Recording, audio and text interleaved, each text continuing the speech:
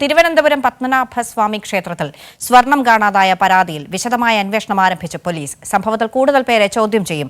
സ്വർണം സൂക്ഷിച്ച strong room വീണ്ടും പരിശോധിക്കും. CCTV ഉൾപ്പെടെയുള്ള സുരക്ഷാ സംവിധാനമുള്ളതിനാൽ പുറത്തുള്ളവർ മോഷണം നടത്താൻ സാധ്യതയില്ല എന്ന് പോലീസ് വ്യക്തമാക്കി. ദിവസമാണ് പത്മനാഭസ്വാമി ക്ഷേത്രത്തിൽ നിന്ന് 107 ഗ്രാം സ്വർണം മോഷണം പോയതായി ഫോർട്ട് പോലീസ് സ്റ്റേഷനിൽ പരാതി ലഭിക്കുന്നത്. ക്ഷേത്രത്തിന്റെ തെക്കേ നടയിലെ താഴികക്കുടം സ്വർണം പൂശുന്ന പ്രവൃത്തി നടന്നുവരികയായിരുന്നു. ഇതിനായി ഉപയോഗിക്കുന്ന 13 പവൻ സ്വർണമാണ് കാണാതായത്. ഓരോ ദിവസവും സ്വർണം അളന്നാണ് തൊഴിലാളികൾക്ക് നൽകുന്നത്. കഴിഞ്ഞ 7-ാം തീയതി നിർമ്മാണം നിർത്തിവെച്ചിരുന്നു. ശേഷം കഴിഞ്ഞ ദിവസം രാവിലെ ജോലിക്കാർക്ക് നൽകാൻ സ്വർണം തൂക്കുമ്പോഴാണ് 13 പവൻ കുറവാണെന്ന് അറിയുന്നത്. ഉടനെ ഫോർട്ട് പോലീസിൽ വിവരം അറിയിച്ചു.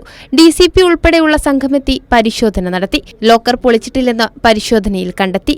CCTV ദൃശ്യങ്ങളും പരിശോധിച്ചു. CCTVയിൽ സംശയാസ്പദമായി ഒന്നും കണ്ടെത്താൻ സാധിക്കാത്തതിനാൽ പുറത്തുള്ളവർ മോഷണം നടത്താൻ സാധ്യതയില്ലെന്നാണ് പോലീസിന്റെ നിഗമനം.